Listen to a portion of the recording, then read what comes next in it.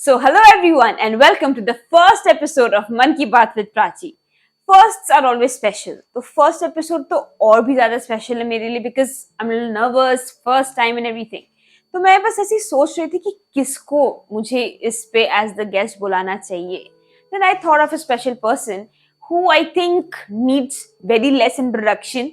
And here let me introduce you to the first guest of Man Ki Baat with Prachi, Mrs. Mamta Sharma, the director at Shamrock Prachi Play School, running at two different locations, Borolumuk and Battalion Gates, the last 12 years. She is a mother of three and also my mother. So here it is, Mamta Sharma. Thank you.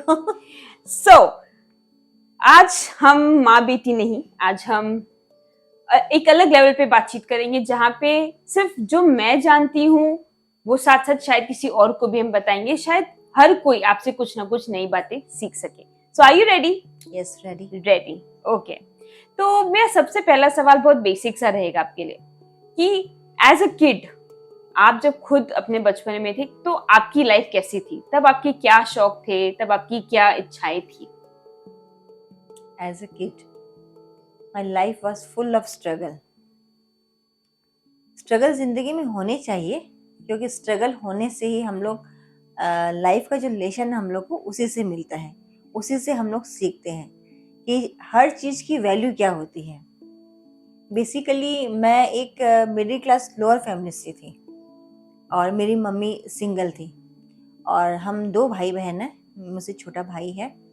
मेरी उस समय की जो time थी ना, उस समय अभी तो लोग काम कर दे लेडीज़ लोग, पर पहले औरतें काम नहीं करती थी, वो घर में ही रहती थी। पर मेरी मम्मी की मजबूरी थी कि हम बच्चों को तो पालना है, तो क्या करें। तो फिर मेरी मम्मी ने अपने लेवल पर जो उनको आता था, मेहंदी लगाना, सिलाई बुनाई करना, बहुत ही कष्ट के साथ में उन्होंने हम दोनों भाई बहनों को बड़ा किया, अच्छी एजुकेशन दी। मतलब मेरी मम्मी मेरे लिए इंस्पिरेशन है, जैसे तुम बोलती हो। मेरे शौक थे, मैं पढ़ना चाहती थी, पर वो टाइम उस समय वैसा था कि हम लोगों को ज़्यादा पढ़ाई भी नहीं की जाती थी, जल्दी शादी हो जाती थी हम लोगों की। फिर भी उस समय देखो, एक चॉकलेट जो है ना, वो भी वैल्यू करती थी हम लोगों के लिए, क्योंकि वो लाइफ वैसी थी हम लोगों के लिए, हर चीज़ का वैल्यू होता था हम लोगों के लिए। तब मैंने क्लास 6 से सोचा कि मैं भी कुछ करूं, तब मैंने ट्यूशन स्टार्ट की। उस समय एक शौकिया मैंने शुरू किया कि नहीं, मैं पैसे कमाऊंगी, तो उस समय मैंने ट्यूशन स्टार्ट किया, तो वो ये मेरी हॉबी बन गई और मुझे पता भी नहीं चला कि मेरा शौक क्या है। वो ज़रूरत के हिसाब से करते गए हम लोग और उसी में मैं आगे बढ़ी। फिर पढ़ाई कंप्लीट होने के बाद में मेरी शादी हो गई। एंड आप शायद 18 इयर्स के थे जब आपकी शादी हुई? No 16 years. 16 इयर्स। Yes. आज की डेट पे आई थिंक कोई भी वो सोच नहीं सकता कि वो 16 साल की उम्र पे शादी कर ले। बट एनीवेज, जब जब हम अपने लाइफ में कुछ गो थ्रू करते हैं तब तक हम कुछ सीखते हैं, एंड आई एम श्योर कि उस फेज से भी आपने बहुत कुछ सीखा होगा। शादी के बाद आपने 5 साल बाद अपनी वो बिजनेस जर्नी या एंटरप्रेन्योरियल जर्नी की शुरुआत की। तो उस चीज की शुरुआत के पीछे का कारण क्या था या प्रेरणा क्या थी? देखो, जब हम लोगों की शादी होती है, अभी तो तुम लोग जनरेशन चेंज हो गई है, तो अलग व्यू हो गया है आदमी का सोचने का। मगर उस समय पेरेंट्स की क्या सोच थी कि माँ बाप बोलते कि हाँ, तुम्हारी शादी हो गई है, अब तुम्हारा ससुराल ही तुम्हारा सब कुछ है, तुम्हें अपने सास ससुर की बात माननी है, अपने पति की सेवा करनी है, बच्चों को पालना है। मतलब वो लाइफ का मतलब एक ही गोल था कि मैं, हाँ, बच्चे पालना है, घर संभालना है। यही सोच लेकर के मैं भी आई। उसी हिसाब से मेरी ज़िंदगी कैसे जैसे करके मैंने 5 इयर्स कंप्लीट की। लाइफ में इंसान का टर्निंग पॉइंट आता है। 5 साल में मैंने काफ़ी कुछ देखा। तब फिर एक समय ऐसा आया कि मेरे दिमाग में ये आया कि कल को अगर मेरे हस्बैंड नहीं रहते तो मैं क्या करूँगी, मेरे बच्चों को मैं कैसे पालूँगी। मेरा तो कोई वजूद ही नहीं है और बैकबोन भी कुछ नहीं है, क्योंकि फैमिली भी, मम्मी की भी वैसा कोई स्ट्रांग नहीं है कि जो मुझे संभाल ले। तब फिर एक दिन मैंने हिम्मत करके घर पर कहा कि मुझे अपने पैर पर खड़ा होना, मुझे कुछ करना है। तो मुझे मेरे हस्बैंड ने कहा, तुम क्या करोगी? तो मैंने, मेरे को कुछ काम करना है। तो बोला, क्या आता है तुम्हें? बोले मेरा शौक बच्चों को पढ़ाने का है, तो मैं इसी लाइन में जाना चाहती हूँ। तब फिर मैंने 2001 में किड्जी की फ्रेंचाइजी ली और भगवान का नाम लेकर के मैंने स्टार्ट किया। और by the grace of God मैं आपको क्या बोलूँ, फर्स्ट सेशन मेरे पास में 100 बच्चे उस समय हुए और भगवान का साथ रहा, लक ने भी फेवर किया और मैंने उस समय अपनी जर्नी स्टार्ट की। तो आज 2001 से लेके 2024 तक आपने किड्स के साथ ही कंटिन्यू किया है या आपने आप what has been the journey there? Life में अप एंड डाउन आते रहते हैं। मेरी लाइफ में बहुत कुछ अप डाउन वैसे ही रहा। तो 2001 टू 2010 तक मैंने किड्जी रन की और काफ़ी सक्सेसफुली मैं उसमें गई, मगर कुछ पर्सनल प्रॉब्लम्स थी जो हर चीज़ अपन शेयर नहीं कर सकते। तो उस समय फिर कुछ ऐसा हुआ कि मेरे को सब कुछ छोड़ना पड़ा, मतलब तो उस समय मैंने किड्जी वगैरह सबको शट डाउन में किसी और को मैंने दे दिया और फिर मैं वापस घर में आ गई। उसके कुछ समय बाद फिर मेरे हस्बैंड यहाँ से चले गए। 2012 के अंदर मैंने अकेली अपनी ज़िंदगी फिर से स्टार्ट की। तब फिर मैंने अपना सब कुछ जो भी मेरे पास था, फिर मैंने सोचा कि एक शुरुआत फिर करते, बच्चों को तो पालना है, बच्चे छोटे छोटे हैं। तब मैंने फिर से सैमरोक की फ्रेंचाइजी ली और जिस जगह मैंने किड्जी की थी वही स्पेस वापस मेरे को मिली और मैंने सैमरोक वहीं पर स्टार्ट किया। और आज देखो मैं सैमरोक की अपनी 2 ब्रांचेस हैं, एक अपना भोरलूमुख में है और एक अभी हमने 2 साल पहले स्टार्ट की है बटालियन गेट में, जो क्लास 1 to 5 तक हम लोगों ने इसी के अंडर किया हुआ है। तो ये है, लाइफ का कुछ भी भरोसा नहीं, आज क्या है कल क्या होगा कुछ नहीं बोल सकती। मैंने हमेशा लोगों को कहते हुए सुना है, जो लोग आपको जानते हैं वो हमेशा ये कहते हैं कि ममता मैम जब स्कूल में आती है वो सब कुछ भूल जाती है। हाँ। और अगर आप स्कूल नहीं जाते हो तो आप बीमार हो जाते हो। ये ऐसा क्यों? ये समझ नहीं आया। हाँ। देखो एक टाइम था जब मैंने स्टार्ट किया तो वो मेरे जीने का जरिया बना, मेरे बच्चों को पालने का जरिया बना। उस समय वो मेरी जरूरत थी, पर आज वो मेरा पेशेंस बन गया है। कब मैं उसके अंदर घुल गई मुझे खुद को पता नहीं, और अभी वो मेरे लिए एक हैप्पी प्लेस है। अगर स्कूल न जाओ तो ऐसा लगता है आज कुछ मिसिंग है, क्या नहीं हुआ छुट्टी के दिन, मतलब ऐसा लगता है। और स्कूल मेरे लिए बहुत मैटर करता है और बच्चों के साथ ऐसा होता है कि मैं सब कुछ भूल जाती हूँ उस समय। बस मैं एक अलग ही दुनिया में रहती हूँ, बच्चों के साथ मैं बच्ची बन जाती हूँ। Very nice. हम सबकी लाइफ में वो एक हैप्पी स्पेस होना बहुत जरूरी है and it keeps you happy, it keeps you at peace. अब आपकी शादी हुई, आपने अपने काम की शुरुआत की, उसमें भी अप्स एंड डाउन्स आए एंड साथ में 3 बच्चे, परिवार भी आपका छोटा है नहीं बड़ा है। तो मतलब आज की डेट में अगर मुझ जैसी किसी लड़की से हम बात करें जो करियर ओरिएंटेड है या गोल ओरिएंटेड है, जिसकी शादी भी हो गई, तो लोग यूजुअली गर्ल्स का ये स्ट्रगल है कि यार घर काम ये दोनों हम साथ में बैलेंस नहीं कर पाते। आपने उस बैलेंस को कैसे अचीव किया? मतलब how did this work out for you? देखो, औरत को गॉड गिफ्टेड है, हम लोगों के अंदर वो कैपेसिटी है कि हम लोग हर काम को कर सकते, हर चीज को बैलेंस कर सकते। बस वो चीज है कि अपने को उस चीज को जानना पड़ेगा। ये एक मर्द कभी नहीं कर सकता जो एक औरत कर सकती है। वो घर को भी देख सकती है, बाहर भी देख सकती है, अपने बच्चों को भी देख सकती है और एक काम को भी देख सकती है। और इसमें देखो मेरा सपोर्ट मेरे को मेरे बच्चों का बहुत रहा, क्योंकि उस समय मैं सिंगल थी तो बच्चों को भी किसके भरोसे छोड़े, काम भी करना है। मगर उस समय मेरे बच्चों ने मेरे को सपोर्ट किया, बच्चे भी मेरे साथ ज्वाइन रहे, वो अपने थ्रू से मेरे साथ दिया, मैंने अपने ढंग से किया। और मेरा जो टाइमिंग था, जब मैं स्कूल जाती उससे मेरे बच्चे स्कूल जाते, तो वो हम लोगों को लकीली क्लैश नहीं किया, मेरा काम वैसा रहा। तो जब तक वो आते तब तक मैं घर पर आ जाती थी और मेरी लाइफ मतलब इसी के इर्द गिर्द घूमी, स्कूल और घर, बस।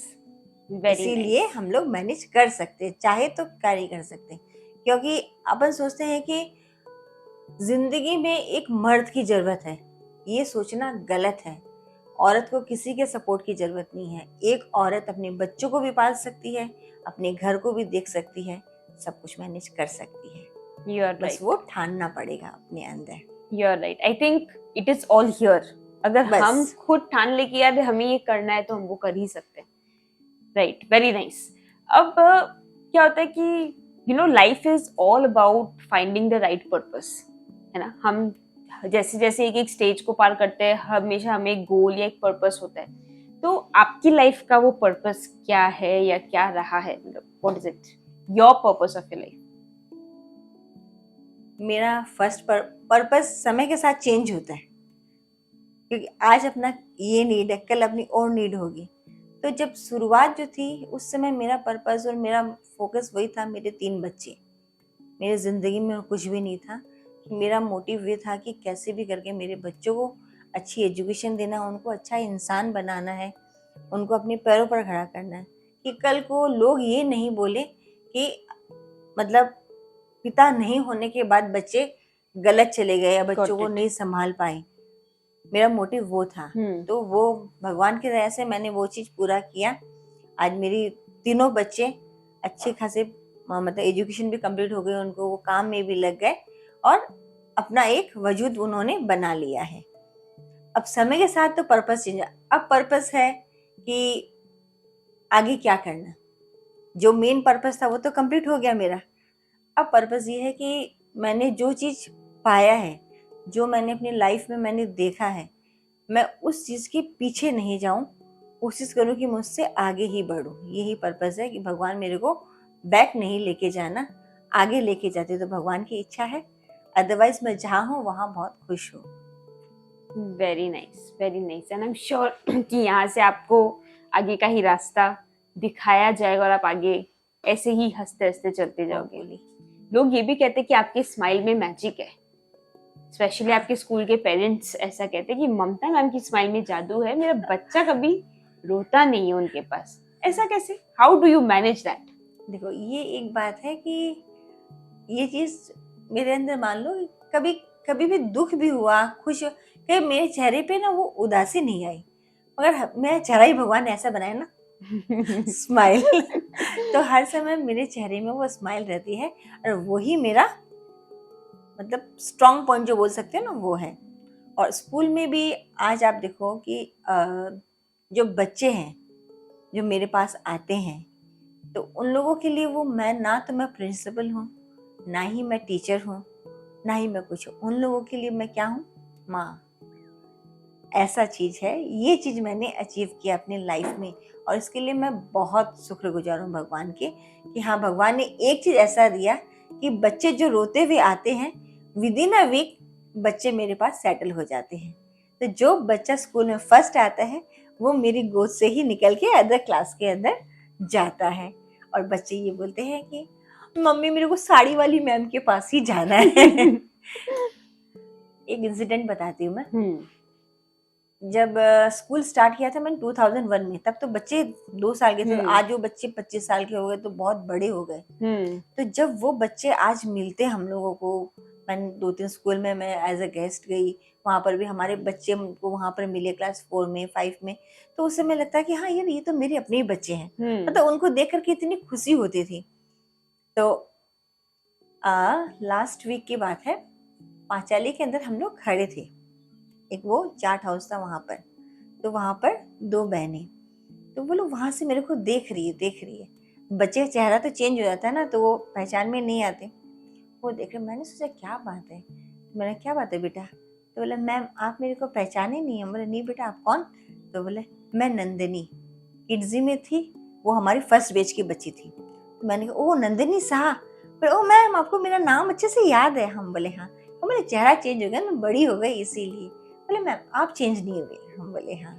तो फिर मेरे तो दिमाग में वो छोटी बच्ची है ना, मेरे को वो ध्यान ही नहीं कि हाँ 25 साल हो गए तो बच्चे बड़े हो गए। तो मैंने उसको पूछा अभी क्या पढ़ाई कर रही हो? तो बोला मैम मेरी एजुकेशन कंप्लीट हो गई और मैं इंजीनियर बन गई, गुड़गांव में जॉब कर रही हूँ। मतलब उस समय वो जो फीलिंग थी ना, मतलब लगता कि हाँ मेरा अपना ही बच्चा है जो कि आगे बढ़ा है। मतलब वो उस चीज, मतलब उसके बारे में मैं बोल नहीं सकती। मतलब वो बहुत अच्छा हैप्पी मोमेंट है, वही मतलब बच्चों के लिए, मेरे लिए वो चीज है। Very nice, very nice. I think आपका ये जो एकदम विदाउट गिल्ट और इतना अनफिल्टर्ड आपका जो इमोशंस है ना, I think this is what brings you the success और द यूएसपी और the love from everyone in and around. क्योंकि मैंने भी जितने भी स्कूल के इवेंट्स अटेंड किए हैं, वहाँ पे आपके पुराने पेरेंट्स भी आ रहे हैं, प्रेजेंट पेरेंट्स भी आ रहे हैं, आपके दादा दादी बच्चों के आ रहे हैं। तो वो एक रिलेशनशिप आपने जो बिल्ड किया है सबके साथ, हाँ। और मतलब ये रिलेशनशिप ऐसा कैसे? क्योंकि यूजुअली हम तो हमारे टाइम पे तो ऐसा था कि बस हम स्कूल जा रहे थे आ रहे थे, पेरेंट्स का इन्वॉल्वमेंट इतना खास था ही नहीं। आप लोग भी शायद हम लोग के बिहाफ में कभी स्कूल गए नहीं थे, ना। बट अभी ये जो आपने रिलेशनशिप्स बिल्ड किया है पेरेंट्स का, व्हाट इज द आइडिया? ऐसा क्यों? आइडिया, मेन प्रॉब्लम क्या था कि एक फैमिली जरूरी होती है, तो मैंने बाहर की दुनिया नहीं देखी। मेरे लिए सोशल गैदरिंग वगैरह बहुत दूर की चीज़ है। मेरे लिए जो भी कुछ था वो स्कूल ही थी। मतलब मैंने अपने आप को पूरा उसी में डिवोट कर दिया। तो मैंने जो भी कुछ है मतलब उसी के अंदर मैंने सब चीज़ को देखा। तो जो पेरेंट्स थे, हमने कभी उन लोगों के साथ में वैसा रिलेशन नहीं रखा हमने कि पेरेंट्स है या हम लोग मतलब ऑनर है या टीचर है या वैसा कुछ है। मतलब उनके साथ में हम लोग एकदम फैमिली के हिसाब से रहे। तो पेरेंट्स के साथ में मेरा रिलेशनशिप वैसा ही है कि मतलब कुछ भी प्रॉब्लम होती है तो वो भी एकदम क्लियरली मेरे को बोल देते हैं, या कुछ सही होता है तो वैसे वो अप्रिशिएट करते हैं, तो जहाँ गलत होता है तो वो मेरे को आकर के बताते हैं। तो प्लस पॉइंट वो हो जाता है कि उससे मेरे को भी आगे चीज को सुधारने में दिक्कत नहीं होती है। और हम लोग क्या फंक्शंस भी फिर मैं सारे वो स्कूल में ही करती। मेरे को बहुत शौक है एक गैदरिंग की, फंक्शंस करना, ये सब मतलब एक वो है ना बहुत। तो मैं वो क्या करती, गैदरिंग कहाँ से लाऊं? सोशल में मैं हूँ नहीं, फैमिली में उतना कुछ वैसा था नहीं, भीड़ भड़का चाहिए मेरे को। तब मैंने कहा कि जो चीज अपन यहीं पर यूज करते हैं, तब मैंने क्या छोटे छोटे फंक्शंस, पेरेंट्स है तो मदर्स डे हुआ, कभी चिल्ड्रंस डे हुआ, कभी जन्माष्टमी हुआ। डांडिया का मेरे को बहुत शौक था, तो क्या करे, डांडिया तो जा नहीं सकती, तो मैंने क्या किया, अपने स्कूल में ही डांडिया ऑर्गेनाइज कर दिया। अभी हम लोग हर साल डांडिया ऑर्गेनाइज करते, तो उसमें क्या पेरेंट्स का इन्वॉल्वमेंट रहता। एनुअल फंक्शन हम लोग करते, उसके अंदर ये नहीं कि सिर्फ बच्चों को करवा दिए। एनुअल फंक्शन हमारा किसी थीम पर नहीं होता, मतलब उसके अंदर ये होता है कि एक फैमिली मतलब साथ में आए, जिसमें पेरेंट्स आए, उनके दादा दादी, उनको भी इन्वॉल्व करते हम लोग, मम्मी पापा को भी इन्वॉल्व करते। और ये हम लोग पर्सनली फोन कर करके बोल दे कि नहीं, आपको सिर्फ 3 घंटा तो हम लोगों को देना पड़ेगा और आपको प्रोग्राम में पार्टिसिपेट करना ही है। तो जब हमारा एनुअल फंक्शन होता है उसके अंदर हमारे ग्रैंड पेरेंट्स भी पार्टिसिपेट करते, मदर भी पार्टिसिपेट करती है, फादर भी करते, बच्चे भी करते। तो ये चीज हम लोगों के लिए प्लस पॉइंट है। एक ट्रायंगल शेप में हम लोग चलती, बच्चा, पेरेंट्स और टीचर, यही सक्सेस होने का हम लोगों का वो है। एक्चुअली राइट है। इनफैक्ट आज हम किसी भी इंडस्ट्री की अगर बात करें, चाहे हम फाइनेंस की बात करें या एजुकेशन की बात करें या हॉस्पिटल्स, किसी की बात करें, हर जगह रिलेशनशिप बिल्डिंग ही की है सक्सेस की। क्योंकि तब आप एक ऐसा रेपो अपने क्लाइंट के साथ, अपने पेरेंट के साथ, अपने कस्टमर के साथ बिल्ड करते हो जिससे लॉयल्टी बढ़ जाती है उसकी आपकी तरफ। Right, very nice. अब आपका हमने आज तक का सफर समझ लिया। अब next 5 years, what is your goal in the next 5 years? What do you want to achieve in the next 5 years? 5 years, it's secret. It's a secret. 5 years के गोल के बारे में ऐसा देखो, फ्यूचर के बारे में आदमी सोचता नहीं है, मगर फिर भी प्लानिंग तो अपने को करनी पड़ती है। देखो 5 years तक में क्या होगा कि हम लोगों की भी काफ़ी रिस्पॉन्सिबिलिटी है। आज बच्चे हैं, बच्चों की शादी करनी है, उनके बच्चे होंगे, उनको देखना है। मेन एक बर्डन दिमाग में वो रहता है कि ये अपने को रिस्पॉन्सिबिलिटी पूरी करनी पड़ती है। तो 5 years में जहाँ तक होगा मैं मेरे तीनों बच्चों को मैं सेटल कर दूंगी। उसके बाद after 5 years I live my life my own terms. Oh my God, live your life on your own terms. Yes. उसके लिए इन्वेस्टमेंट भी जरूरी है, पावर भी चाहिए, पावर मतलब पैसा। तो उसके लिए मुझे आज ही प्लानिंग करना पड़ेगा, मैं कर भी रही हूँ कोशिश भी, जैसे कि पहले मेरे को इन्वेस्टमेंट हुआ, इंश्योरेंस हुआ, ये सब की कुछ आइडिया नहीं थी। जब मेरी बेटी यानी कि तुम जब तुमने फर्स्ट जॉब स्टार्ट किया था सेपिएंट में, तब उस दिन तुम आई आ करके मेरे को कहा, मम्मी हम लोगों का इंश्योरेंस है क्या? हम बोले नहीं बेटा, याद है तुमको? याद है। फिर तुमने कहा मम्मी हम लोगों को इन्वेस्टमेंट करना चाहिए। तो बोले बेटा पैसा तो इतना नहीं है, कहाँ से इन्वेस्टमेंट करें? कोई बात नहीं मम्मी, 1000 रुपये से स्टार्ट करते, अपन पैसा जमा तो करते। तब तुमको याद है हम लोगों ने तब इन्वेस्टमेंट स्टार्ट किया था छोटे अमाउंट से। यस, वो हम लोगों को कब साथ दिया? जब हम लोगों ने घर लिया, राइट, यस यस। तब हम लोगों ने सोचा ऐसे ही किया था। तो इसीलिए मेरा सोचना ये है कि अगर हम लोग 100 रुपया भी कमा रहे हैं तो कम से कम उसमें से 20 रुपया हम लोगों को कल के लिए सेव करना बहुत ज़रूरी है। कल किसी ने भी नहीं देखा। बच्चे आज मेरे बहुत अच्छे, कल को मेरे बच्चे मेरे को ना देखें, राइट, हो सकता है ना, कल का कोई नहीं Correct. बोल सकता। इसीलिए अगर आपके पास में पैसा है तो आप अपनी ज़िंदगी अच्छे से जी सकते हो, आप किसी पे डिपेंड नहीं हो। तो इसीलिए अब आफ्टर 5 years के लिए मैं अपनी छोटी छोटी इन्वेस्टमेंट करूंगी अपने लिए। Wow. So now I know all the small SIPs that you have started are for the live your life on your own terms Yes. वाला goal. Very nice, very nice.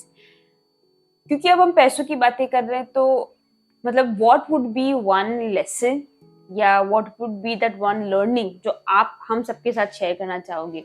मतलब क्योंकि आज की डेट में अगर आप देखोगे बहुत कम लोगों को ही पैसों की वैल्यू का पता है, बिकॉज आज सब कुछ हमें इजीली अवेलेबल हो रहा है। तो उसको आप उन लोगों को क्या बताना चाहोगे? What is one learning that you want to share? ये इजी अवेलेबल जो चीज़ हो रहा है ना, वही चीज़ गलत है। मैं जो भी अगर कोई देख रहा है, कुछ सब सुन रहा है, तो मैं सारे पेरेंट्स को ये बोलती हूँ कि आपके पास में बहुत कुछ होगा, आप अपने बच्चों के लिए ही कर रहे हो, मगर उनको आज हम लोग ईजी वे में सब कुछ दे रहे हैं, वो चीज़ हम लोग उन लोगों को खराब कर रहे हैं। उनको वो वैल्यू ही नहीं है। पहले देखो, पहले के ज़माने में क्या होता था कि दिवाली आती, दुर्गा पूजा आता, तो हम लोग एक क्रेज़ रहता कि हाँ नए कपड़े मिलेंगे, एग्जाम्पल, मतलब वो क्रेज़ रहता। मगर आजकल वो चीज़ है ही नहीं। जब मन आया तब नए कपड़े खरीद लिए, तो उस चीज़ की वैल्यू नहीं रही।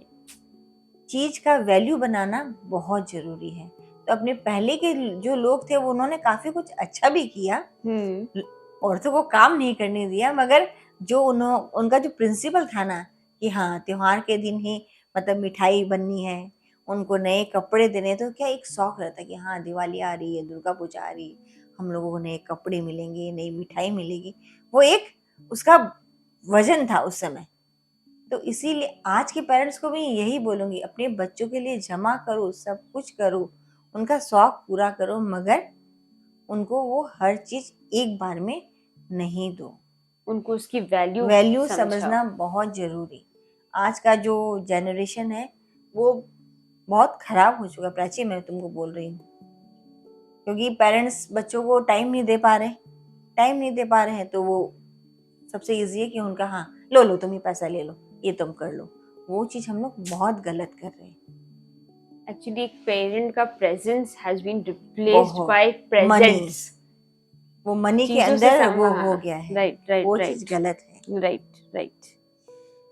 सो अब हमने बहुत सी बातचीत कर ली। अब हम एक क्विक सा गेम खेलेंगे आपके साथ, जिसे हम कहते हैं रैपिड फायर, जो हमने कॉफी विद करण में बहुत देखा है। राइट, हैम्पर कॉफी विद करण में मिलता है, हम हैम्पर नहीं देंगे आज यहाँ पर। Next time right. सो आपके रैपिड फायर के लिए वी हैव सम क्वेश्चंस जिनको आपको बहुत शॉर्ट में आंसर करना है, right? And these are easy questions. Share any one thing that no one knows about you. No one knows about me. मन में बहुत कुछ रहता है, मगर हंसी के साथ खत्म कर देते। Very nice, your smile is your USP. One thing जिससे आपको बहुत डर लगता है। डर लगता है, सच बताऊं? सच? यस। लाइफ में मेरे को लोन से बहुत डर लगता है। लोन से? इस लोन ने मेरी जिंदगी पूरी खत्म कर दी। इसीलिए जिंदगी में लोन कभी नहीं लेना। अगर जिंदगी में खुश रहना है तो जो है उसी में खुश रहो, उसी में बचाओ। मेरा बेटा एक बात बोलता है, मम्मी, हम बोले बेटा जिंदगी में क्या करना, मम्मी हम लोन कभी नहीं लेगा। वो तुतला करके बोलता है। जब वो छोटा था तो मेरे को बोलता था कि मम्मी हम लोन कल्जा नहीं करेगा, कल्जा कभी नहीं करेगा। Very nice. पर आई थिंक ये अगर प्रिंसिपली हम लोग इसको अपने लाइफ में इम्बाइब कर ले तो हाँ, बहुत कुछ इजी हो सकता है, बहुत जरूरी, कुछ बहुत बेटर हो जरूरी सकता है। है। Next question, one thing that makes you the happiest, जो आपको सबसे ज्यादा खुशी देता हो। मेरे स्कूल के बच्चे, मेरे स्कूल के बच्चे और आपके खुद के बच्चे। मेरे बच्चे तो खैर मेरी जान है, उनके लिए तो वो स्कूल है, वो है तभी तो मैं स्कूल जा सकी। सही बात है, right right, very nice. Your favourite movie. My favourite बागबान।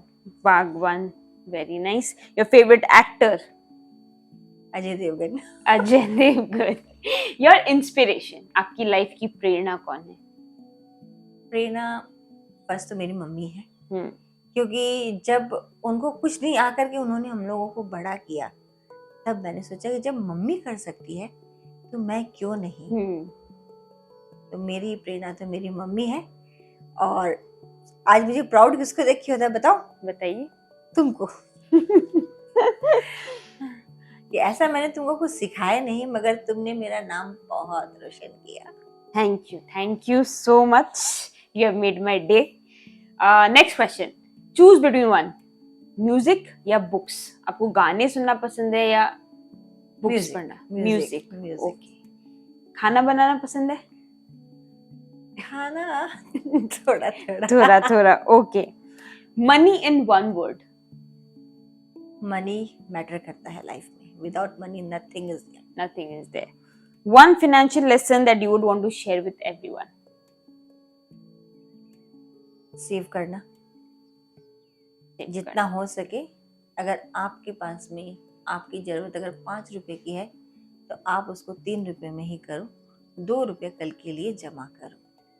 Very nice. That was a very quick and very amazing rapid fire that we had with you. So thank you so much. आप हमारे show की first guest रही, आपने show को already एक सही tone दे दिया है। मेरे लिए भी फर्स्ट टाइम है, बट आप यहाँ पे हो तो कॉन्फिडेंस लेवल थोड़ा सा बढ़ गया है। आई एम श्योर हमारे जो भी व्यूअर्स इसको देख रहे होंगे वो जरूर कुछ ना कुछ इसे टेक अवे लेके जाएंगे। व्यूअर्स के लिए तो टेक अवे हो गया। Before we end, I would want कि आप मुझे क्या एडवाइस देना चाहोगे जो मैं भी आगे अपने आप को इम्प्रूव कर सकूं। ऐसा तो मेरा प्राउड हो प्राची। आज तक जैसे तुमने मेरे को, आज लोग बाहर में बोलते प्राची की मम्मी, आगे जाकर भी तुम मेरा इसी तरह से नाम रोशन करो और ऐसे ही आगे बढ़ो। Thank you so much. So thank you so much for the wonderful advice. And with this, guys, we come to the end of the first episode of Man Ki Baat with Prachi. Do share your comments as to how did you like it and what else would you want to hear? Who else would you want to listen to on this, right? And here we are signing off with Mrs. Mamta Sharma on Man Ki Baat with Prachi.